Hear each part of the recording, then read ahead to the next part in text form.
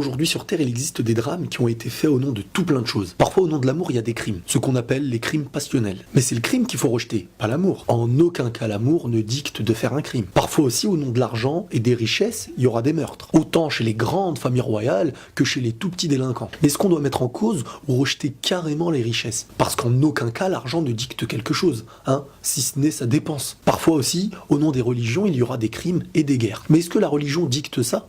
Non. Maintenant, on va voir les choses d'un autre angle. On a vu que l'amour pouvait pousser au crime. Mais l'amour peut créer la joie, la paix, la sérénité et donne la vie. L'argent aussi, par exemple. On a vu que ça poussait des gens au meurtre. Mais aussi, on peut voir des gens qui l'utilisent d'une superbe façon, de magnifiques dons, qui redonnent le sourire aux plus démunis, par exemple. Et pour les religions, c'est pareil. Il y a des gens qui en ont fait n'importe quoi, mais il y aura aussi des personnes qui auront trouvé un sens à leur vie, par exemple. Il y en a même qui, à l'aide des religions, ont appris à répondre au mal par le bien. C'est ce que c'est censé apprendre aux gens. La religion a fait comprendre à certaines personnes qu'il n'y a pas de meilleure origine ou de meilleur pays.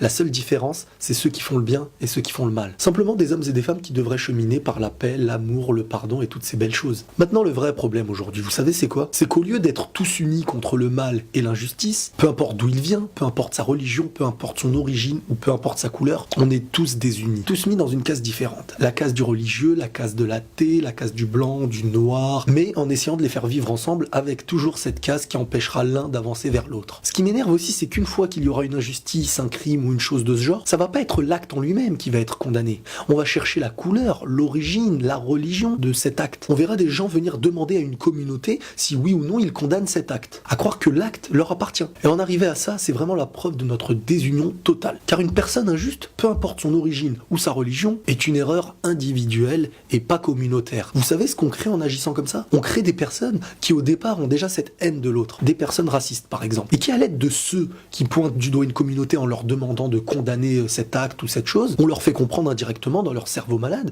que ces personnes-là viennent offenser les autres, mais qu'on ne juge pas le mal en lui-même. Et cette manière d'agir fera naître chez les gens une haine, un désir de vengeance. Mais sur qui vont se venger ces personnes-là? Sur des personnes qui n'ont rien fait au final. En gros, ces personnes chercheront à venger l'homme de l'homme, sans savoir qui fait le bien, sans savoir qui fait le mal. Alors qu'on sait qu'avec une même chose, on peut arriver à deux extrêmes. Il suffit de voir un cœur qui peut aimer autant qu'il peut détester. Donc au lieu de chercher une communauté qui se rapproche le plus d'un mauvais acte qui au départ n'a pas de mère, il faudrait que l'union que nous formons se sente autant concernés les uns que les autres face à l'injustice, et peu importe le pays, que ce soit en France ou dans tous les autres pays. On blâme l'injustice qui nous touche autant que l'injustice qui touche tout le monde. Quand on réfléchit au départ, on est tous les fils d'Adam et Ève, frères en humanité, sur une même terre, et pour un petit moment. C'est donc ensemble qu'on doit blâmer toutes ces mauvaises choses. Musulmans, chrétiens, juifs, athées, et les autres, main dans la main. Car si on est désunis dans la justice, vous savez ce qui va se passer? C'est qu'en face, il y aura un groupe d'injustes qui, eux, par contre, seront unis dans l'injustice.